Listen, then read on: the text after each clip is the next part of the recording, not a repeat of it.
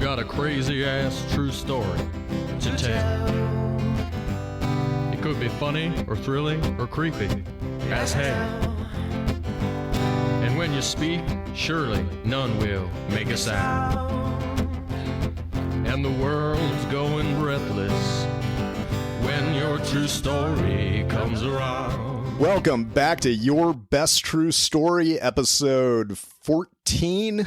And Freddie, are you fired up? I am. We got new calls, and we're starting off a little late into the month this time, but hopefully we'll get caught up and get another story episode out before the end of the month as well. And for this one, though, this is actually the announcement episode of last month's winner, which, if you remember Rob, that has the podcast Your Most Interesting Story podcast. Yeah, he's the guy that went out on the lawn to confront the bike stealing man. Yep, that is him. He won. So that'll be exciting. Yeah, congrats to you, Rob. We're going to be reaching out with an email to let you know about the win and send you the money, and also hopefully invite you on the show, which we should have an interview with him hopefully in the next couple weeks, if he can make it happen. And since he has a pretty entertaining podcast himself, that should be a good interview, I think. Oh yeah, he's gonna do great. Yep. Because he's got a really good show and has interviewed some really interesting people. So probably I'll have a few stories to bring from that if we can get them on. So that is exciting news. And then wanted to touch base. We were talking right before we hit the record button, Freddie, of how it seems like there's a lot of interesting news that happens now that nobody cares about. Nobody gives a shit anymore. Are we all tired of, and the examples would be the Russian warship off the coast of America down in Cuba. The petrodollar is ending for some countries with the U.S. And then we've obviously for the past, almost a year now have had multiple announcements of the government saying that aliens exist and we have spaceships, and nobody can seem to be bothered anymore.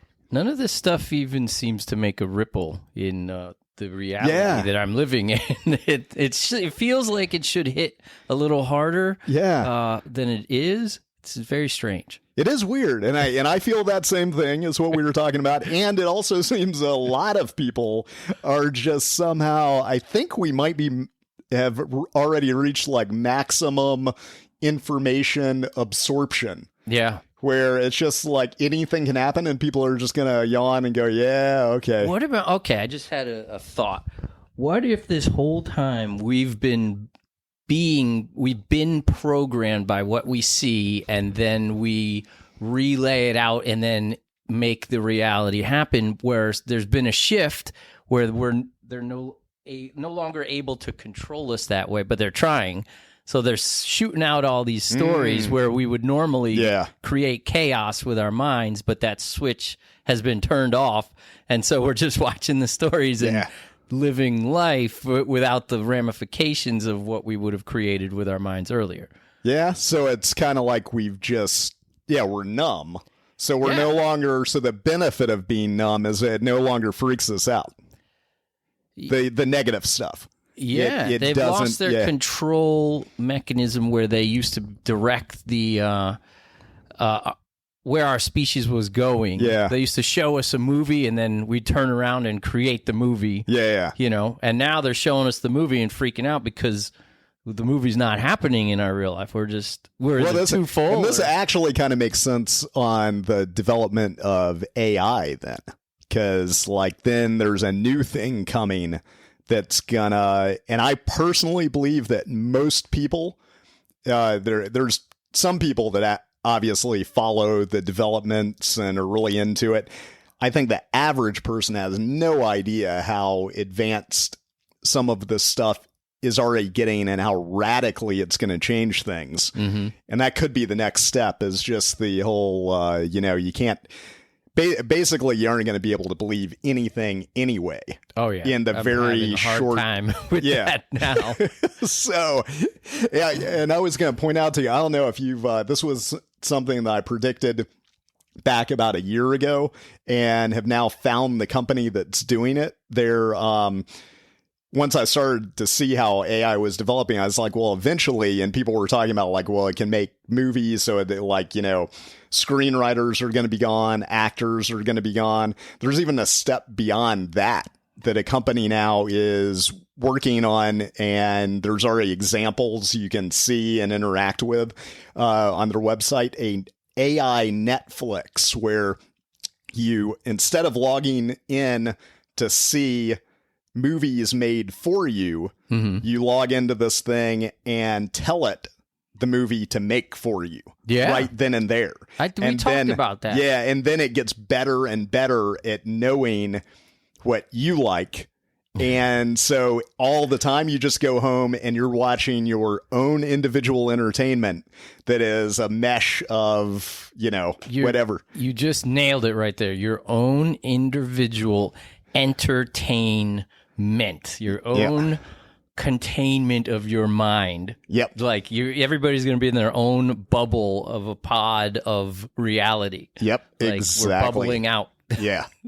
And then also, I don't know if you saw this news just a few days ago, the whole idea of AI being, maybe there's a optimistic or a benevolent. Benevolent. Yes. I've always said benevolent. Well, just think about this. I'm optimist. Think about this, Freddie. OpenAI, who is the world leader at this point with Sam Altman running it.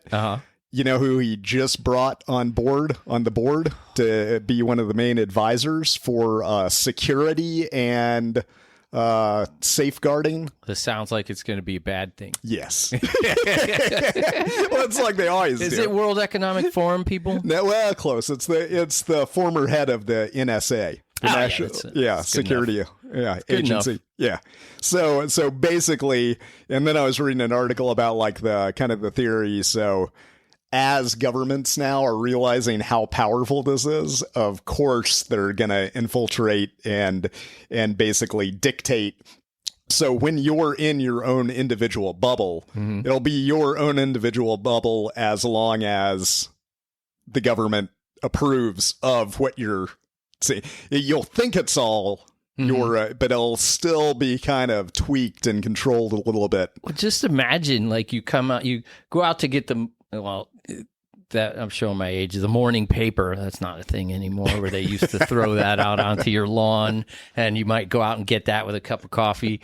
But let's imagine that you're going out to get your mail or something, and you see your neighbor across the street, and the images and videos that you've been fed have created one reality, and you're staring across the street at somebody else who's had a completely 180 degree of videos and feed to them, and they're looking at you like you know what they're talking about, and you're looking at them like, dude, are you kidding me? You know, what are you saying? Like, how? And they could totally pit you against each other without ever having to. The only thing that can save us is the massive solar flare. Yeah. That's where I always come back to the holy solar flare coming to liberate us. That from technology. It is seeming that would be a clean slate wipe minus the 90% death might be the way forward. You gotta break a few eggs to make an omelet. And so, in order to get to the stories now, we might have to shift from AI into, what do you know about goblins? Not much, but what I've learned from Batman about goblins, and then Serial.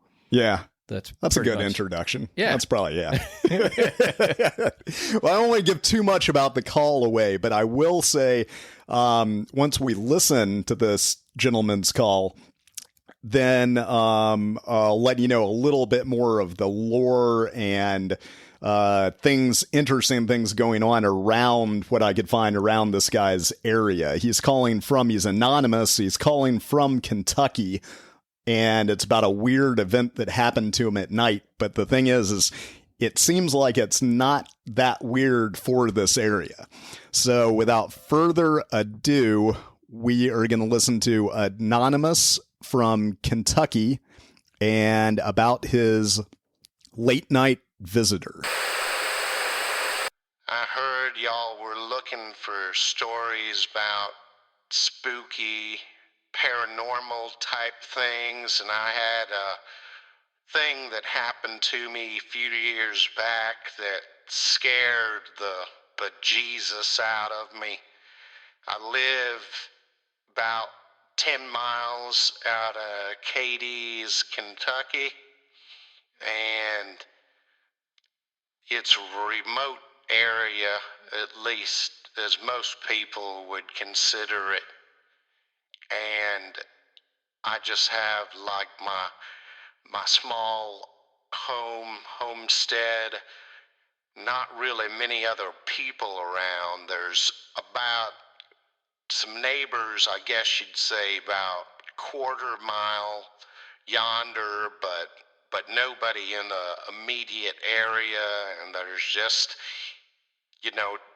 tall woods and some rivers and streams and whatnot running around my area, my acreage, and so most of the time I'm used to things being kind of quiet and normal, and this one night back a few years ago, I had my screen door closed, but my front door open. So at night in the autumn, I like to let the breeze come in off the porch. So I open up the door and I just leave the screen door closed to keep out critters and stuff. And one night I'm watching my stories a little bit late, fall asleep, and my lazy boy watching the TV, and just to clarify, I hadn't been drinking nothing. I don't take pills. I don't smoke nothing weird. I just fell asleep at some point earlier in the night watching my stories, and then woke up about 1:30, it turned out to be, with the sound of my screen porch door opening and shutting, clapping back shut, like creaking open, clapping back shut, which is real weird because, again, I don't have any neighbors. There's no call for anybody to be out in my area out there, especially not at 1:30 a.m. And so that startled me awake. And I look over to the front door where I've fallen asleep with the door open, but the screen door still shut. And there, pressing up against the screen door, is the most horrific looking thing I think I've ever seen. It was about 3 feet tall. I really couldn't see it clearly because it was dark. There were no lights on, and they were pressing, whatever it is, was pressing against the mesh, the screen mesh of the front door screen, and it looked like about little over 3 to maybe 4 feet tall. It looked like a child, but sturdier, and the face looked like it was almost melted or burnt, and it was pressing its hands and the face up against the screen, and it was just kind of giggling, almost like a child would. And it terrified me, something awful. I'm getting goosebumps just thinking about it again. Luckily, I do sleep with my shotgun within reach, and So I just quickly grabbed my shotgun, which had bird shot already loaded in it. You know, small grain, not gonna kill something unless you're a bird, but I fired it right through the screen door into this thing, and the thing lurched back and then just took off, like scrambled off the porch and out into the woods. Didn't say nothing, didn't even scream, and when I inspected the area, there was no blood or anything, but you could see the holes in the screen from where the bird shot ripped through. The pellets must have hit him, but I don't know what it was, and it wasn't a dream because there were holes in the screen, and I know if you look up information on this area, there's been for generations people tell wild stories of things happening and little people and aliens and stuff, and so I don't know what it was, but I just figured I'd let y'all know there's stuff out there and be safe. What do you think it was? And well, before you answer that question, I am going to quickly give you some insight to the area. So what you said was Cadiz or Cadiz, I think is what he said the town was that he was close to.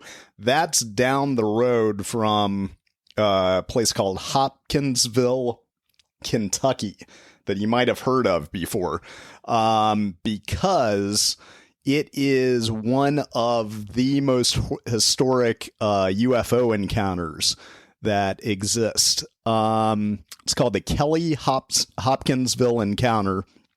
Was a claimed close encounter with extraterrestrial beings in 1955 near the communities of Kelly and Hopkinsville. And on the evening of August 21st, 1955, 5 adults and 7 children arrived at the Hopkinsville police station claiming that small alien creatures from a spacecraft were attacking their farmhouse and that they had been holding them off with gunfire for nearly 4 hours. 2 of the adults, Elmer Sutton and Billy Ray Taylor, claimed they had been shooting at a few short, dark figures that apparently popped up at the doorway or peered into the windows. And this was reported all through the newspapers of the area and is believed to be one of the most documented cases of little alien creatures being seen by people. But then if you look at the folklore of the area, it gets even crazier because this is all like sort of bordering the Appalachian Mountains. And if you go to the west from Hopkinsville through where that guy was calling from the area, you get to an area on the border of Tennessee called Land Between the Lakes, which is like a national park preserve.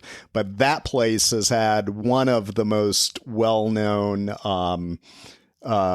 sightings of basically a dog man, of that even in the 1980s they think actually may have murdered. There was a murder that took place in the campsite and an entire family was slaughtered that is attributed to the dog man of the Land Between the Lakes. And apparently this was documented to some degree as well. I don't know how well, but then there's folklore from the native tribes that lived in the area about little people living in that area. I think it's close to where the Native Americans have the legends of the moon-eyed people that were little people that lived in caves. So there's just a wealth of weird shit going on in this area. So what do you think the guy saw, Freddie? I'm so ready for them to stop hiding already. Like, why is it always got to be a glimpse or a rustle in the bushes, or just flashed in my rear view mirror as I was backing my car up? Like, I'm ready. I'm ready for the things to just be here. A Ring camera would have been awesome at this situation. Yeah. I think, there's enough of this stuff that it's probably, and the vicinity to a state park has usually got something going on where there's probably stuff there that we don't get to see in our civilization, gatherings. If we talked about the containment theory of the national parks, that the whole reason Teddy Roosevelt started it was basically keeping people away from the areas that have dogmen and that they've gotten some goblins. sort of agreement, that they're going to stay in those areas, and then they'll let them take a certain amount of humans every once in a while, per the agreement and stuff. I could literally see one at the grocery store and just chalk it up to 2024 at this point. I'm I know this is bad for a conspiracy show, but it's time. Yeah. It's time for them to just come on out. Yeah. Or, maybe the veil is lifting, maybe the dimensions. Like I said, we're blind. We're literally blind as to what we can see. Yeah. So, we see less than 1% of the visible light spectrum. It's really probably it's probably the truth that there's all this sort of stuff that's been around here the whole time, and we're just not seeing. Well, it is, yeah, and especially with little people and stuff like that, it seems like those legends are in it. Again, I always put a lot of stock into when you see cultures and history that are their stories are similar to other stories, even though the cultures never interacted at the point that the stories were created. Yeah. So, and little people and fairies and all that kind of stuff, there's versions of that in absolutely every culture. Well, and then if you go through the theory of that, they've always been telling us the truth with all these movies, and it's not fiction, it's just storytelling. Yeah. They've been telling you that there's these little things, these elves, these fairies. I remember reading the book, Narnia or whatever when I was growing up, like all of these things are apparently real things. They just make you believe that they never existed and it's out of someone's imagination. So yeah, it's time. It's time to I don't know how that works, but it would be so refreshing if like somebody just caught a living Bigfoot and just like had him like where everybody actually like just believed all of a sudden in Bigfoot. I would not believe that because you're right. It would be a contained, thing. You're right. The correct thing would be to definitely not believe in Bigfoot. Yeah. No, if the news says that if they paraded around down my main street a parade with a thing in a cage that is Bigfoot, I would 100,000% not believe that was Bigfoot. Now, if I saw it as I was going to the grocery store, not one but a bunch of them. Now we're getting somewhere. What if it was just one Bigfoot that was on all the national news and his message was you needed to get vaccinated?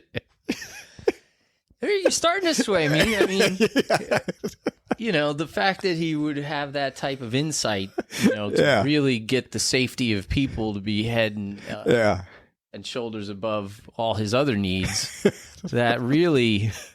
I'd have to see how the infomercial was laid out. There's the thing that always fascinates me about all this kind of stuff is like I listen to a bunch of crazy podcasts just for entertainment's sake. There is a podcast called Dogman Encounters that has got, I want to say like 600 episodes at this point of people calling in and being interviewed about their Dogman encounters. Of seeing like an upright 7-foot tall dog man. Like a creature that's sort of like Sasquatch, but half dog. Or instead of being like an ape, it's a dog.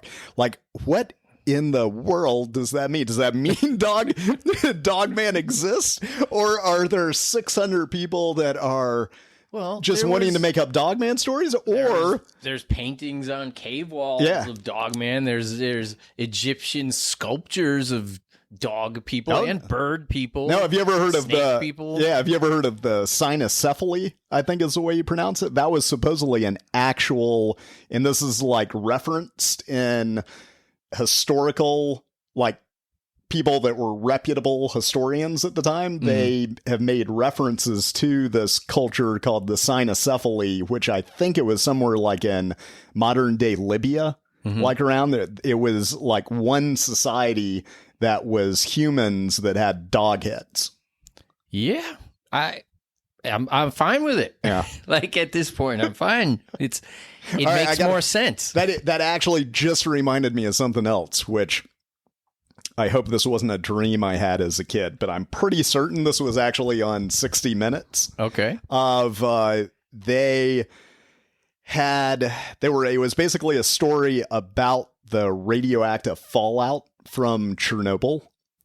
And so they were showing like one of a town, and this was when the small village or town was trying to get the Russian government to the USSR to take responsibility for the radioactive fallout. And so 60 Minutes went there, and the small little town had started kind of like this really disturbing museum of all of the deformed children that had died, like either through, like had been born but died, didn't live that long from after the radioactive fallout happened.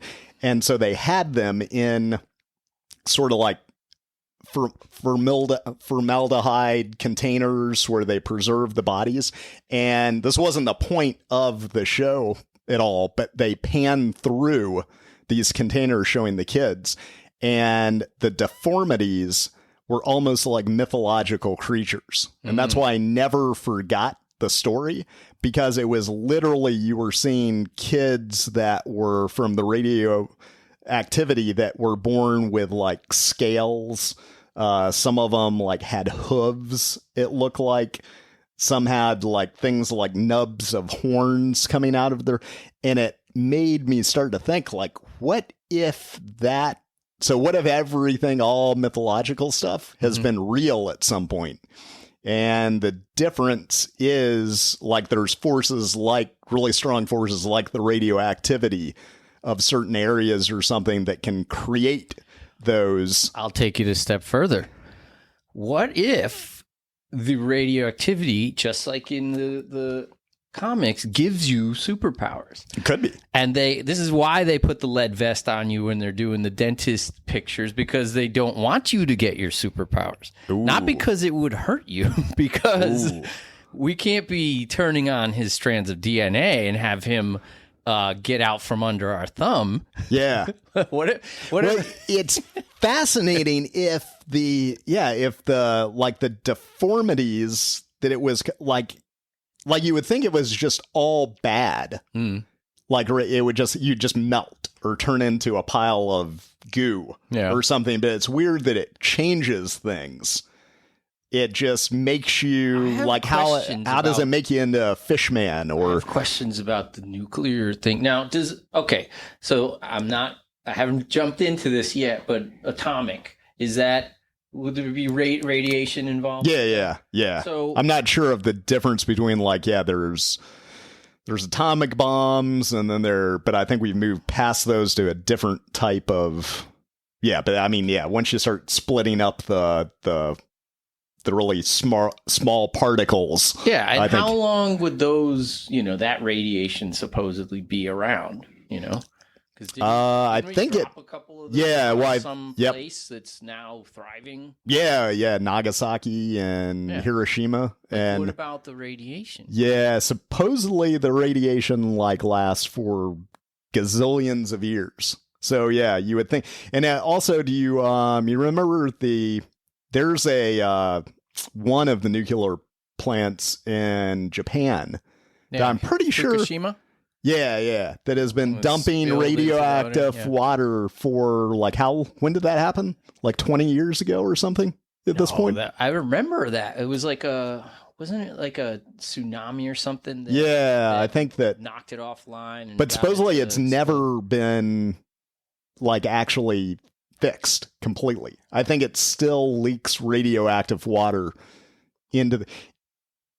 So it's just weird. And it's weird. I'm starting to suspect some things. It's also weird that everybody quits caring.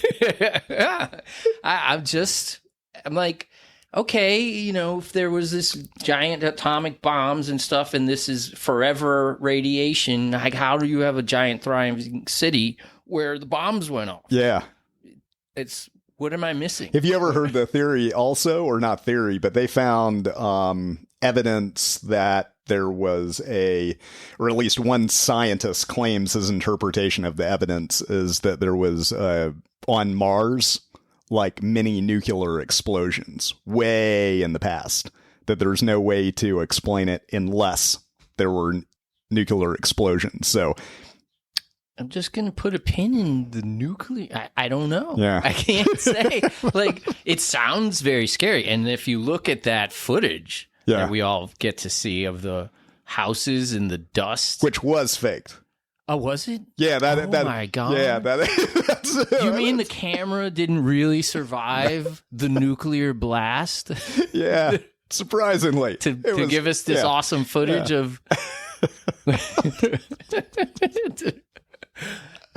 Oh man, the 1950s were a simpler time. Yeah, shouldn't we have some more footage by now? Yeah, that you would think scarier, or we could have taken.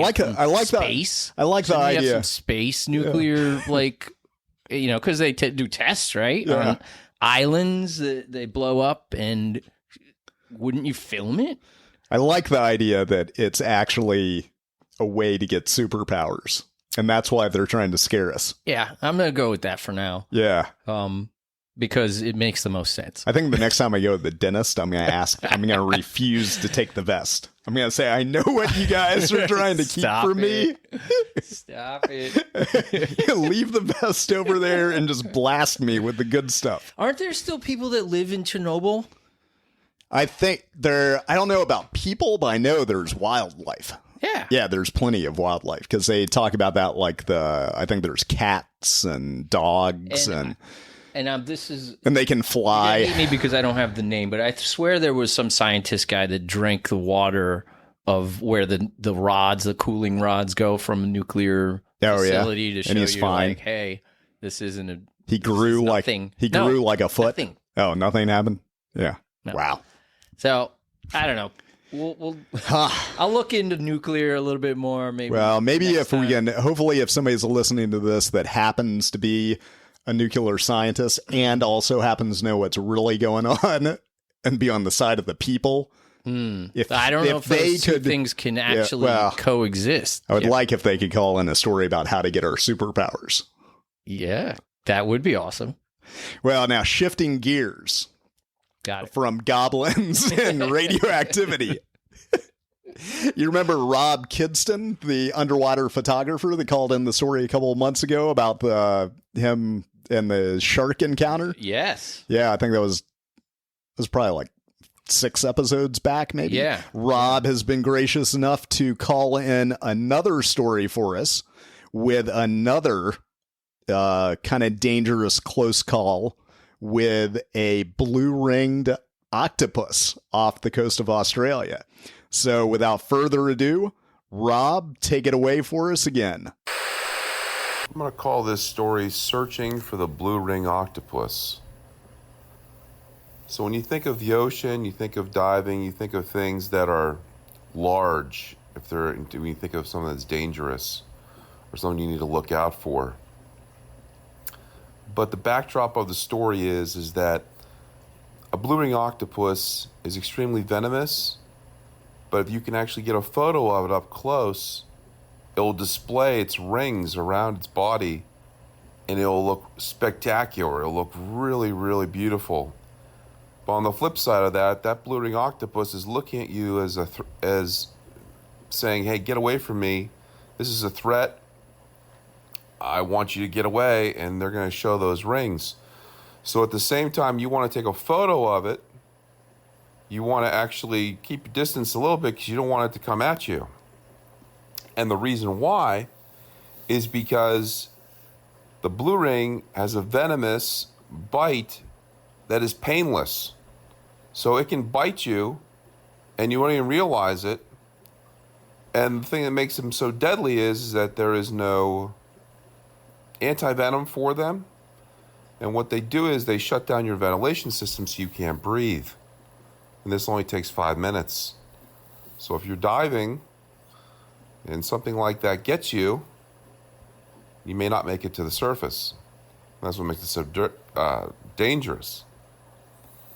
So the backdrop of the story is that when I was diving, I would dive in Japan, and we were looking. My dive buddy and I were actually looking for the blue ring to get a photo of. So one night, we knew they come out at night; they're nocturnal. So we started looking for them in this one dive spot. And we're looking around, we can't really find anything, so we don't really know what we're looking for yet. And what happens is that we're on this one spot, we thought we saw something, but we didn't see something, and my dive buddy starts swimming away.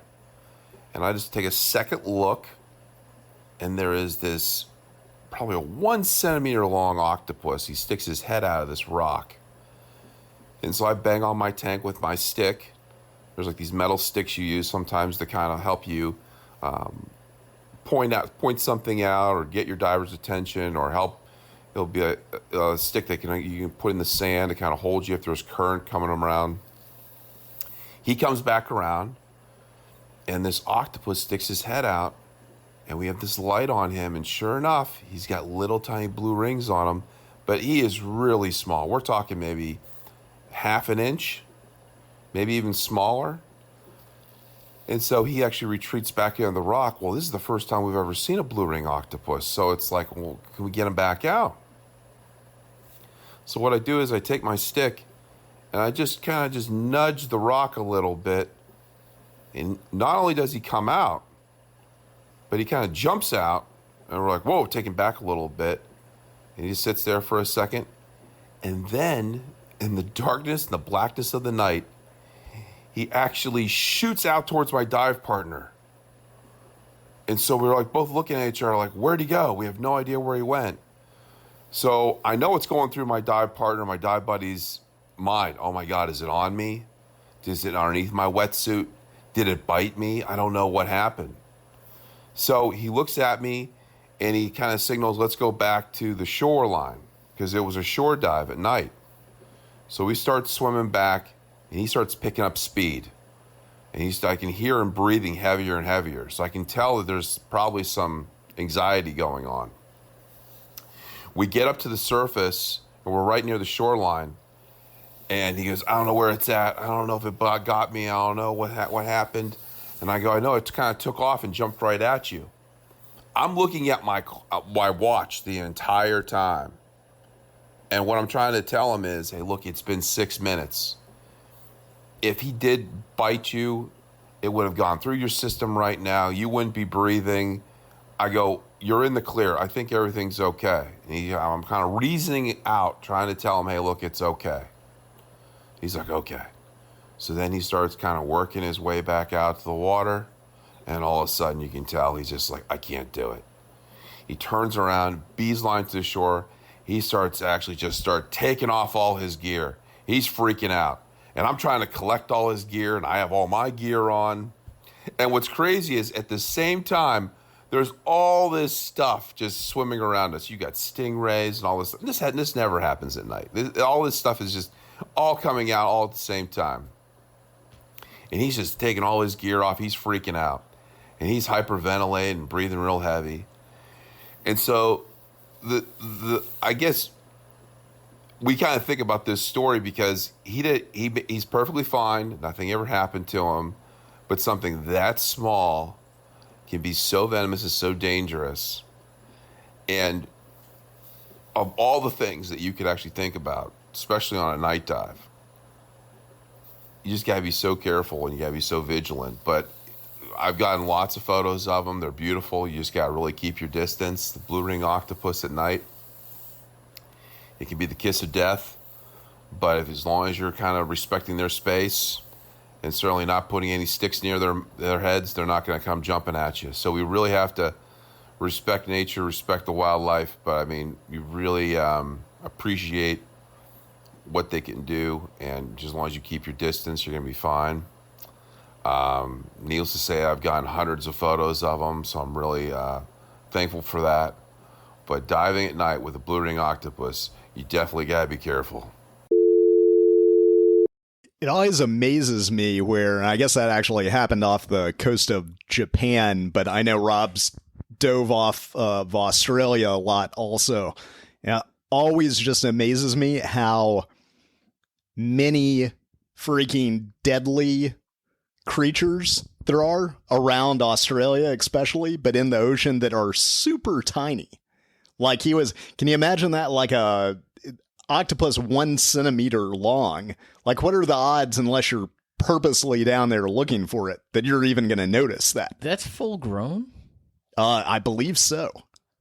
I know there's, because I was looking at other, in Australia, there's all kinds of, there's the blue-ringed octopus, but then there's several jellyfish, including box jellyfish, and I don't know if I'm pronouncing it correctly, but arukanji is a jellyfish that is like smaller than your fingernail and translucent, and that can kill you.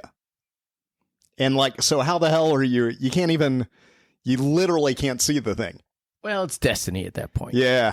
Yeah. But he kind of didn't take his own advice and started bashing at this rock with a stick. Yeah, well, I think he was. Yeah, I think he was. Yeah. That's not what you. Yeah, that's not what you want to do unless you want to try and antagonize him to get a picture. Because he went down there knowing that they were deadly. Yeah. But he's trying to get a picture. Because if he gets them pissed off, then he can take a good picture. Because then they light up. I guess it's a balancing act between. I like the part that he basically just times everything to see if his buddy is going to die or not. Dead by now. Yeah. That's it. It's the water is just insanely crazy, and lately things in the water have been going nuts. Have you seen the orcas that are turning? The orcas have unionized and are now actively trying to sink ships, which good for the orcas. No, I haven't seen that one. I've forgotten where it is, but there's a certain area they've started like actively attacking ships, and they've already sunk like a few ships. Wow. Yeah. What kind of ships? Mainly, I think, like, obviously not like ocean liners, but like stuff like, I think, like sailboats, or I can't remember where it was, but like kind of like, not like little trolling, not like little John boats, but actual like decent size, like sort of like the boat that you've got. Like I would say that, or a little bit bigger. Yeah. Yeah. There's been a few instances of orcas capsize, like swimming up to them aggressively and like knocking them over and sinking them. Yeah, I've seen videos of orcas and they're insane. I mean, I can't imagine being in the water with something that's like that large. Yeah. But I've seen people like, there's a drone and there's this one swimmer just swimming around and like a pod of them just come up and they're swimming next to him and sort of rolling next to him. I'm like, oh my, how are you even like breathing at that point? But and then people on kayaks have seen them. But no, what I was talking about was more in Florida. They've been seeing like these saw sharks show up. Like, and those are supposed to be in the deep parts of the ocean or deeper parts of the ocean. They're coming up to the beaches, beaching themselves. They're in the inlets. Like, there's been a lot of strange activity from the water life. like happening lately, and they don't know if it's the poles shifting, and they use magnetism to direct them to where they normally are, and that's throwing them off. But if you look for videos like that, they're showing up all over the place, and then now people are getting attacked by sharks up in Panama City. Oh yeah, I have seen that. Definitely something's aggravating the animals in the water to extent, and it sounds like the orcas too. Could be everybody's pissed off. Could just be election year stuff, getting them fired up. Yeah, that could be. So one of the fascinating, because as much as I think that AI is going to basically lead to hell on earth, there are some cool stuff. That is some cool stuff that's going to develop with it. And I think there'll be some pretty radical advancements in medicine. But another area that seems very cool is there's already companies working on this. We might be able to communicate with animals in the near future. That they've got AI models that are mapping like whale, dolphin language, and trying to, at lightning speed, be able to create that where it understands it enough where you could basically, sometime in the near future, potentially have a conversation with an orca and ask him to not capsize your boat. And then ask him what he's specifically pissed off about, that you might be able to change things. I saw an interesting video that it almost came to the conclusion that all the animals talk the same language, just in a different pitch or frequency. They took the animals and slowed it down, and it became this other animal, and then they slowed it down again, and it became the whale. Yeah, it was really crazy. Huh? It was like, and they just adjusted the speed and the pitch of what they were saying, and it was like, oh, that's a frog. Where if you changed it back down to this level, it was a dolphin, and it was so. I can't imagine the cats and dogs use the same language. Yeah, I don't know if it was to all of the species, but they went through a bunch of different animals. Yeah, and it was pretty. I'm like, oh yeah, that's amazing. Huh? Yeah, maybe it could have been just trickery that AI is doing, but. How badass would that be, though, if you could they all like spoke the same language? Well, or you just on an app on your phone, all of a sudden you could you could talk to your dog. You could say something in the dog, then I would still be suspicious because I have an AI interpreter. So yeah, the way Stephen Hawking had an interpreter, where he would gargle some noises, and the interpreter would then give you some quantum physics space stuff that he said in those 3 gargles. So I don't know if I would totally trust the interpreter at this point yet. I've become very skeptical, Jim. Yeah. But yeah, Stephen Hawking's really funny. If you go back before he had the computer thing, it was literally a guy in the room, and they'd be doing a interview with him, and he'd be in his chair, and they'd ask him something about the universe and space, and he'd go, and then the interpreter would go, give like a 10-minute monologue. What he's saying is that if you take the thesis of, I'm like, yeah, that's probably the CIA. It's interesting, Jim. So yeah, I don't know, the intermediary between me and my dog. I'm not sure if I trust it just yet. Well, it seems like if you had, though, like your dog Allie, you could quickly probably figure out if it was accurate or not. Because she's giving you political messages. Yeah, like exactly. It was. It was about her when all she talked about was I really want to go outside, now I want to go inside, now I want to go out. You go okay, what's this is accurate. Boy? Yeah. Diversity, equity, and inclusion? What do you mean? Yeah, there would probably be telltale kind of... There would be signs? Yeah, signs that it was not accurately representing your dog's thoughts. Well, that's always appreciate Rob calling in that blue ring octopus story. I love the man versus nature stories. Those are probably my second. He doesn't seem to be versed, though. He's just trying to capture it and but I mean, I'm hoping maybe that'll inspire some other people out there that maybe have been had a knife fight with a grizzly bear or something. That would be exciting to hear about. Yeah. Well, let's hope that Rob doesn't have to get into a knife fight with something. But if his boy's there to capture it and take some pictures, he's definitely going to have another phone call for it. Yeah, well, I mean, anybody out there. It doesn't have to be Rob calling in a knife fight with a grizzly bear story. Yeah, that's true. Yeah. That's true. Yeah, it'd probably more likely happen in Alaska or somewhere not well, they swim. Yeah, not next to Japan, but and let's see, our next story, keeping with the theme of man versus wild, we have got a call from Michael in Arizona, who has a story about how he got his jaw broken on his horse farm. Hey there, my name is Michael. I'm from Arizona. I have my jaw wired shut, so I hope you can understand me. Doing a lot better now. It's been wired shut for about a month. I breed horses out here in Arizona, and most of them are pretty mild-mannered, pretty good temper by the time I get them. I don't raise them. I don't train them to the extent where I get the rest of the wildness out of them. They already come to me like that, which is a preference that I have. I dealt with the raising and the training, getting out that wildness. So I had my fair share.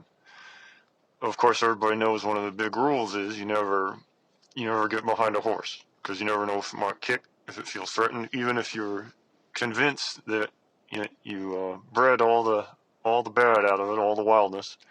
You just never know when it might flip that switch. Same thing for any animal that's prone to kicking. Donkeys, even steer.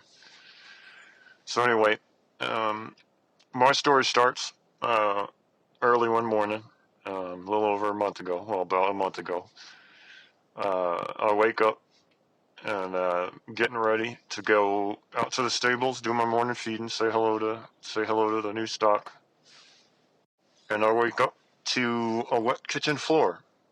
So I had a leak sometime during the night, some kind of seal busted, but I had to get one of the horses ready for a show later that day, and I didn't have time to fix it. So I turned the water off under the sink, and I head out the door with my gear, and I go take care of the horses in the stable, and I start grooming the one, start cleaning up the one that's going to go out later that day. Then I get a call that we're getting a new arrival, and it's from a breeder that I don't know too well. I had a couple of his horses, and they worked out all right. But he's not somebody that I was used to working with, and he said he's bringing me a stallion a little bit later that day. So fast forward to that later that day, we get this stallion, and I can tell right away that he's wilder than the other ones. He hadn't had the wildness trained out of him, is what I like to call it. So the money was right. I had a little bit of time left before my other delivery, so I decided to give this boy a little test run, take him out for a ride. And he is fine. Does all the things a horse should do when you're looking into future breeding, that kind of thing. And getting him back to the stable, and I got one hand with me, one helper, and we're getting this big black buck back into his stable, and he catches a whiff of something. Might have been one of the females, and he just goes berserk in the way that is dangerous. He starts spinning like a top, 360 round and round, hooves flying, kicking, makes contact with the stable wall, and the wood explodes into a million splinters right all over my helper, my hand. He goes running because he got cut, his face got cut, got splinters in it. The reins, he got yanked out of my hand. I managed to see him flinging around while this horse was doing his spinning, and I grabbed the reins, and I held on, and he bucked his head so hard that it lifted me off the ground. And so I'm kind of suspended there in midair, and he's still spinning. He's still doing his spinning thing. And he kicks with his back legs, and I feel the air go past my cheek. It was millimeters away from caving in my skull, as it, like with a sledgehammer. And so the reins pull me back to the ground, and he's stomping, so I roll out of the way until I hit the wall, and I'm coughing from the dust and having the wind knocked out of me from landing. Long story short there, my hand got him back under control. We got him back in the stable and locked up, and obviously returned the horse later on, because I just don't deal with that kind of wellness anymore. But that day, after everything calmed down, I go back into the house, and the kitchen floor and the water that I had thought I turned off, I hadn't turned off. So I walk in the front door to an inch of water, at least, on my tile floor. I take one step inside without realizing the floor is wet. I slip, I fall forward, and I crack my jaw on the tile just inside my house. I had someone tell me that's like a Final Destination story, where you think you're going to get it one way and then you end up getting it another way, but I don't think it's that exciting. I never seen that movie, so I couldn't tell you. But anyway, while I've been healing, I've been listening to your show, and I really appreciate the stories, the funny ones and the serious ones. I like them all, because this is a lot of bad podcasts out there. This is one of the better ones that I've found. So I wanted to say thank you, and I hope you can use my story. And just want to tell everybody, remember, don't get behind a horse, because you never know when it might kick. And don't walk into a house with a tile floor that's flooded. All right. I bet there's way more people that injure themselves on wet tile floors than from horse kicks. Oh my God. The way you described the air moving past his face. Yeah. The horse kick.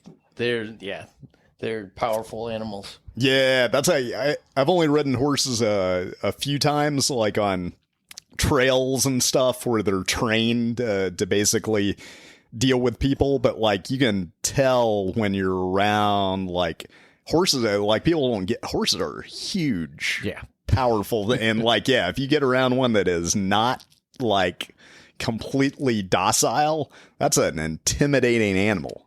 It sure is. Yeah.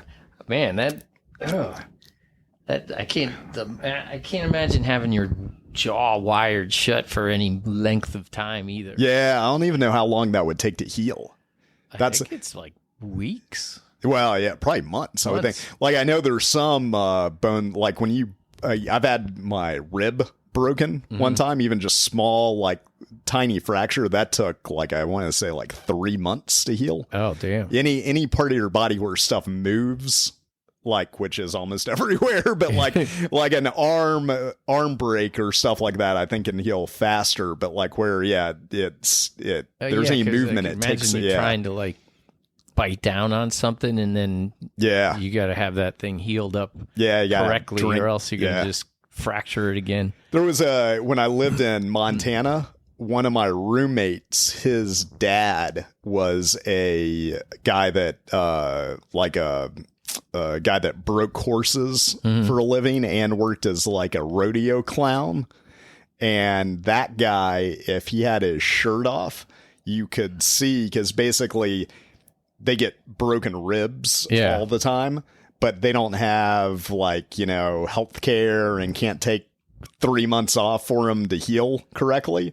So basically the true cowboys out there just keep on working and let the ribs heal however they're going to heal and work through the pain.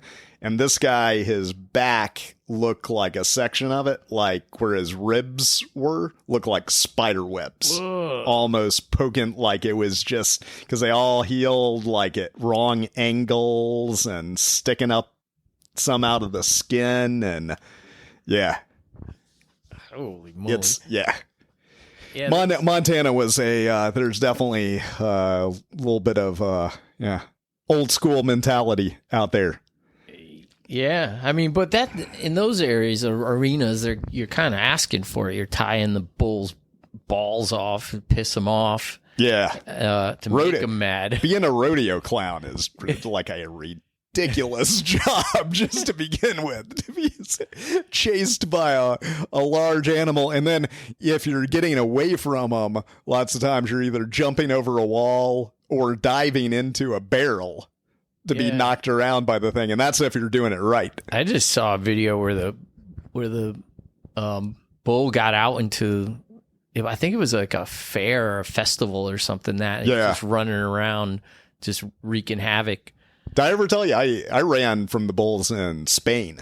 The running of the bulls. Once. I've always rooted for the bulls in all those videos. Plus the whole bullfighting thing. I feel really bad. It's not fair.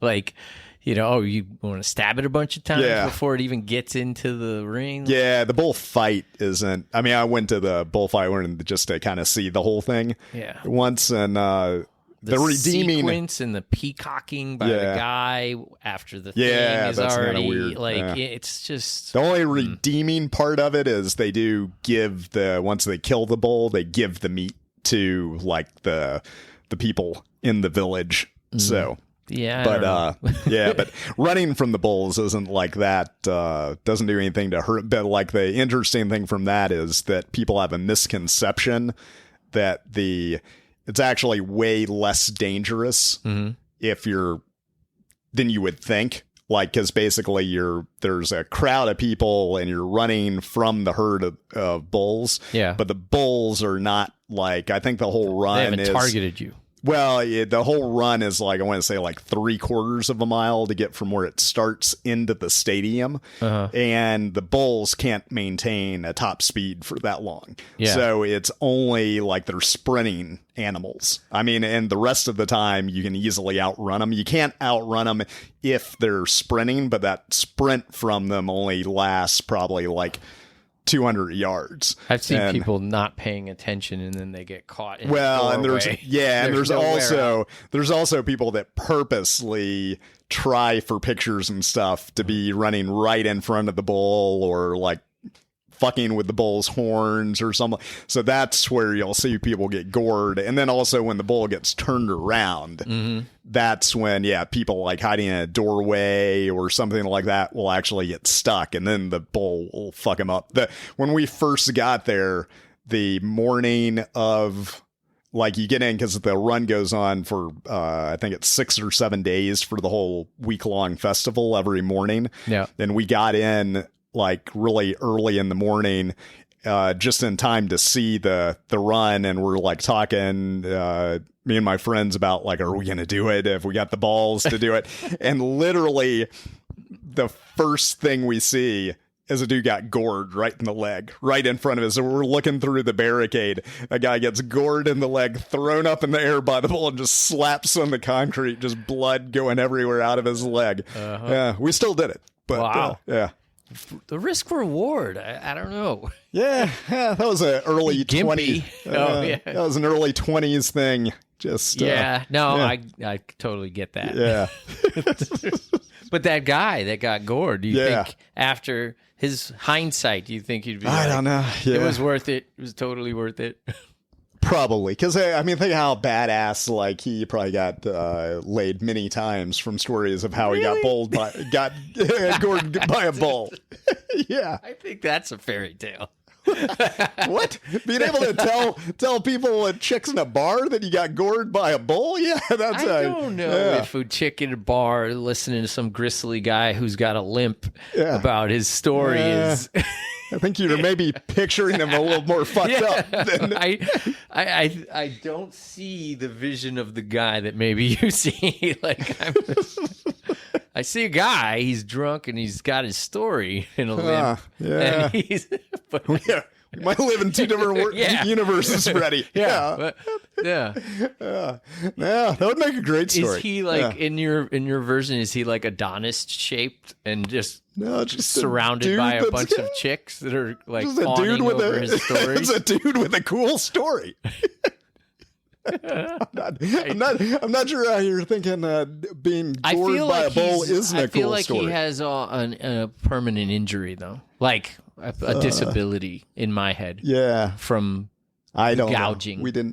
we didn't get to know That's him. where I went Yeah. in my version of we didn't him, get to know of him. Pablo. Never spoke to him. My version of Pablo, he had a lifelong limp and a whole sort of scar in his leg.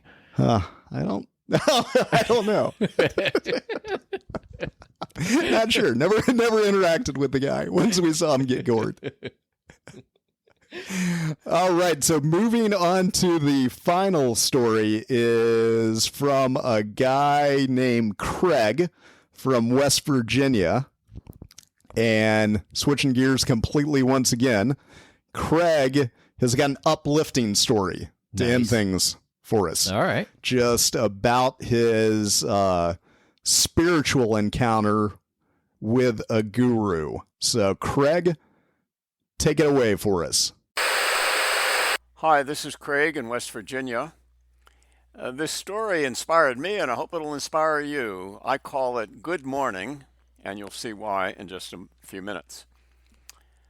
I graduated college in 1971, and much to my parents' dismay, I soon took on a job working as, well, we'll call it the maintenance man. It was actually a nice term for janitor and cook and runner of all errands at the Transcendental Meditation Center in Washington, D.C. It was on an embassy row. It was a 4-story townhouse. It was right next to an embassy. And it was a lot to take care of. I had to clean it and do shopping and cooking, but I loved being around the teachers of Transcendental Meditation because I had had some wonderful experiences after I learned TM in my senior year of college and had some very profound experiences of heightened reality. So one day, the teachers were all abuzz. They said, "You've got to get this place looking tip-top because a great Indian pundit is coming from India, and we want this place to be in perfect shape." I had to go to the dictionary and look up the word pundit. I really didn't know what it was, and found out that it is a scholar versed in the ancient scriptures. And this man was called Pundit Devarat. One day, Devarat arrived with his entourage of 8 other people. And when he walked in to the center and I saw him, immediately I knew this guy is on a higher level. There was a vibrancy about him that was quite remarkable. He came with a translator by the name of Srikanta Rao, who himself was a very beautiful, very evolved individual with a very strong presence about him.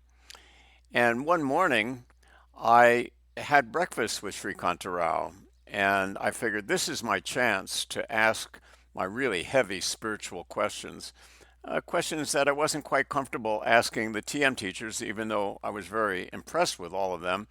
I needed someone of a special caliber to ask these questions to, and Srikanta Rao, the translator of this great pundit, seemed to be my best opportunity.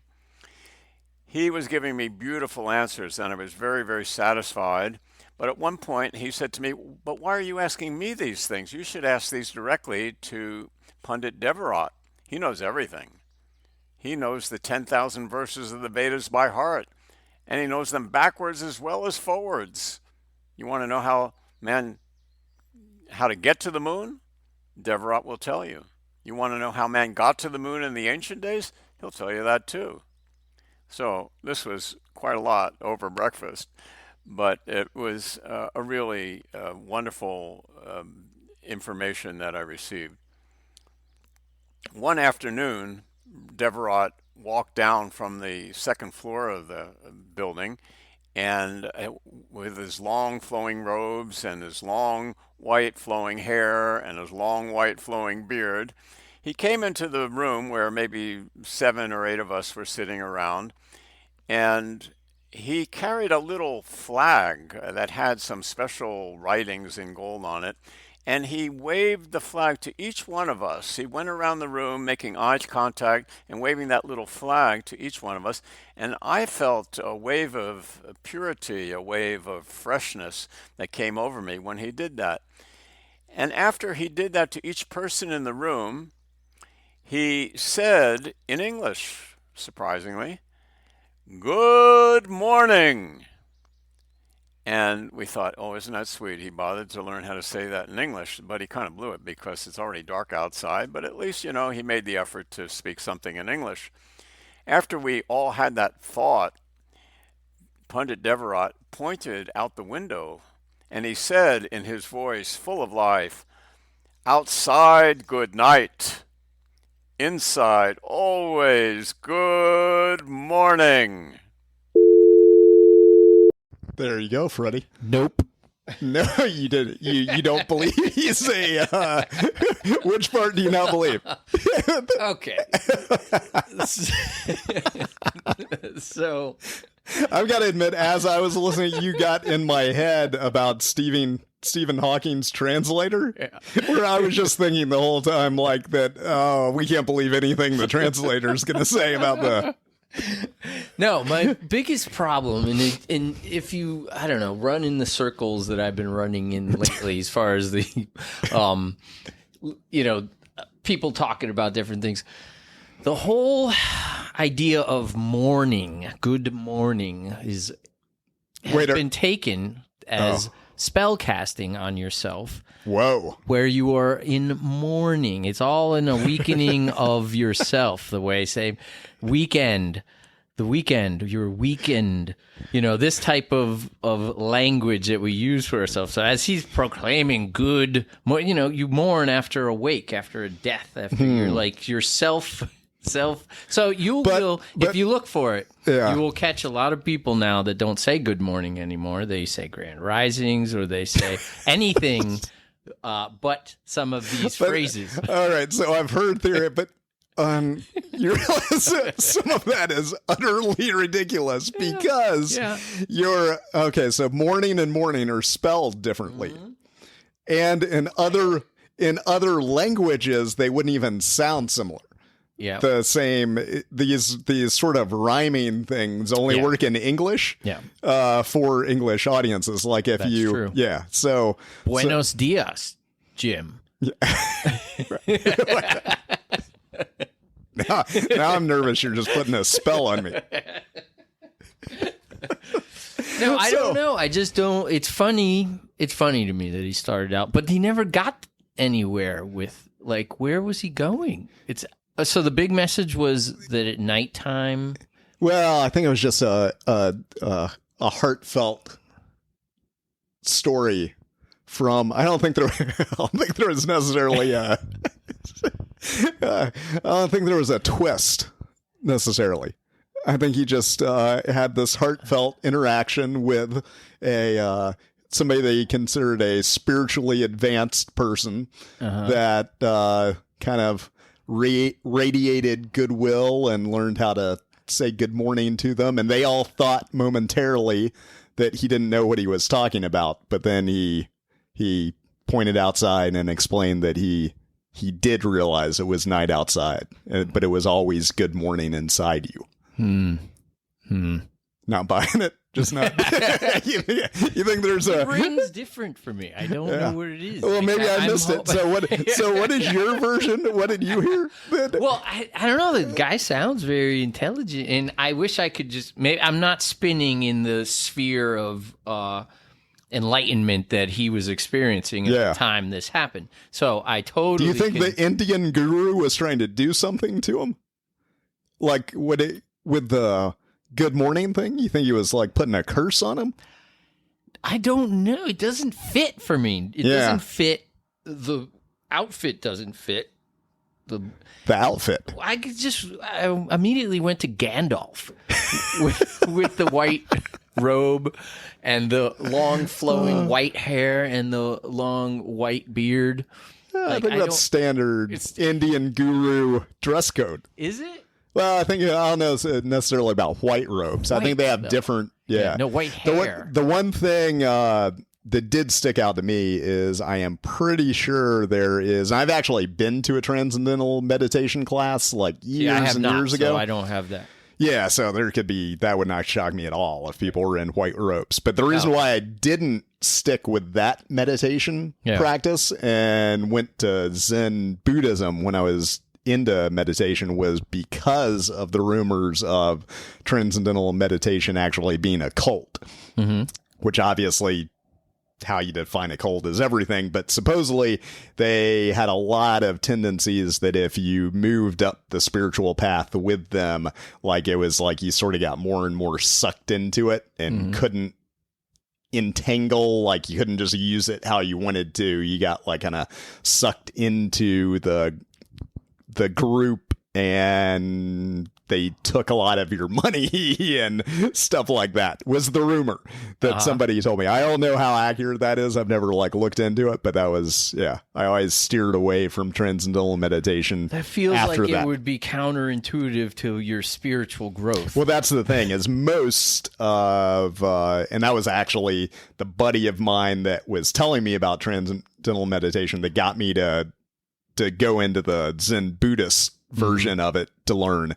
That was his entire point, is he was like, most places, like if it's true spirituality, you shouldn't be paying for it. You shouldn't be like, it's just those people that are on that level are trying to help people transcend and move higher up the path as well. So that was, the whole point. But I don't want to step on this guy's story. Of course, he could have gotten something. I think a lot of people do get stuff from transcendental meditation, but that was just, I heard that rumor when the one time that I went to go to one of their classes. It still seems to be affecting him to this day. So he definitely got something out of that experience. And that guy has a fantastic like radio voice. He does. Yeah. He does have, he's very descriptive. Yeah. I mean, very descriptive. Yeah. Like, he dropped some names in there too, which I want to look up. Yeah. But no, I'm thrown off only because of my own prejudice about etymology of words. Yeah. Now that they sound, the idea of why that word as opposed to another word, like in our language, like, and I get what you're talking about with different languages and stuff, but someone somewhere decided that's the word we're going to use, Not really. I don't know if that's the way language develops, because like you think about it with like generational changes. Okay. Like different generations slightly change the meaning of words and different words. You sure that's not cap, Jim? Yeah. Exactly. Freddie, I've got too much Riz to throw cap. Skibbity toilet, Jim. So nobody decided that, really. It just became a group. Yeah, but what is... Okay, so... It evolves. Yes, you have the thing in the ether of language. Someone somewhere decides to put it in a book and solidify it to a degree. Yeah, there is... So... If it makes it into Webster's, codifying versus it into not making it into Webster's, that I think is where you're getting the influence. Yeah. So, but it would probably already, to get to that point, it would already be used by a lot of people. Yeah. So But what if in the ways that they influence you, and I've completely forget, what does this have to do with this guy's story about the Indian guru? How did we? The word. We're talking about words. Yeah, the word morning. Okay, we're talking about just words in general. To recap for you, we were talking about words in general, where they came from, how they got solidified into the use, and then codified as the proper. Word and definition and or of that word. Because everything goes back to Latin, apparently. Yeah.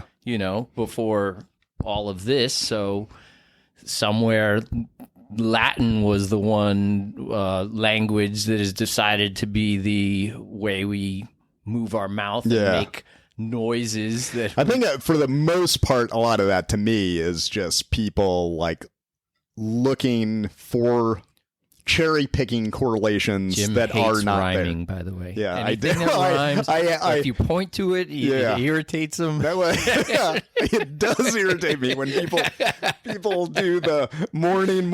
Oh, I knew that. I knew that. It's sort of like the same problem with numerology. Yep. It's like where people like can assign number patterns to different stuff, but you can basically do that with anything. And Well, if you the can, gematria thing, Yeah. okay, so I have problems with that too, only because, so you have these gematria calculators on the internet, right? Yeah. And you can put in your phrase, good morning or whatever. It's going to give you a value in English. It's going to give you value in a couple other versions of it. And then it's going to give you populate results. But as a search engine, the first 10 results are the ones you're going to see, where you can go through hundreds of results. But to me, the manipulation comes in which results show up first, where they each have the same numeric value to them. Yeah. But you won't see the 50th result. You'll see the first 10. And Yeah. what or who is making the decision to put those results ahead of any other that's results? what I mean. There's all kinds of problems with any of those where we should they're just trying stop talking, Jim. I Yeah. think the whole idea of talking, we got to go to telepathic because it's much easier. We got to go back to our roots of symbols and runes. we're almost there with emojis. Maybe that's where we're headed. Yeah. We're headed back to, because a picture's worth 1,000 words, right? Yeah. Jim? Yeah. We got all tricked into trying to speak Trying to make everything. mouth noises. Mouth noises at each other. Yeah. And maybe Well- in their grand brilliance of unschooling us, everybody is going back to, they're taking us on a roller coastery trip back So to the telepathy. illiterate Gen Z people are actually the smartest ones. No cap. No cap from me, Jim. Well, I think we should probably end with no cap. I like it. And if you got anything out of this show today, even if it was just falling asleep and you're waking up in the middle of the night now that the show's over, if you can, remember to leave us a 5-star rating, tell somebody about the show, and most importantly, call in your own crazy story and we will play it and maybe talk about it. Maybe talk about we'll something definitely talk about it. Yeah, or talk about something completely unrelated. But either way, somewhere all the stories lead to something. But thank you very much for tuning in, and we will see you next time. Please be aware that Your Best True Story podcast cannot attest to the validity of any story contained within. Additionally, all podcast hosts have failed numerous IQ tests and been legally deemed idiots by the judicial branch of the state of Florida. Therefore, please seek second opinions from licensed attorneys, doctors, CPAs, and/or ventriloquists prior to leaving your job to hunt Bigfoot, dragging a stake through your sleeping spouse's heart due to vampiric suspicion, snipping, slicing, dicing, or gargling any substance, attempting to drive your automobile off of the flat earth, or attempting to overthrow any government over suspicion that they are lizard aliens. The Your Best True Story podcast does not purport to offer legal, financial, or gynecological advice. Past performance is not indicative of future results. Please wear your seatbelt at all times and keep your hands inside your own compartment. If there is a sudden loss of pressure, you do have our permission to scream. The Your Best True Story podcast takes no responsibility for divorce, bankruptcy, possession by an ancient demonic entity, or brain herpes. For everything else, we still take no responsibility, but we do feel very bad about it. You got a crazy ass true story to tell. It could be funny or thrilling or creepy as hell. And when you speak, surely none will make a sound. And the world's going breathless when your true story comes around. Oh, hear the crazy bullshit flying. Just one more maybe true story before we're dying. Yet be warned, surely not all stories will be treated the same. So don't blame us if your tale about grandma's cookies is lame. The only way to ensure you could possibly win a buck is to make sure that story of yours don't suck. So instead of yawns, go ahead and tell us how that Bigfoot or werewolf drowned, and then hear the world go breathless when your true story comes around.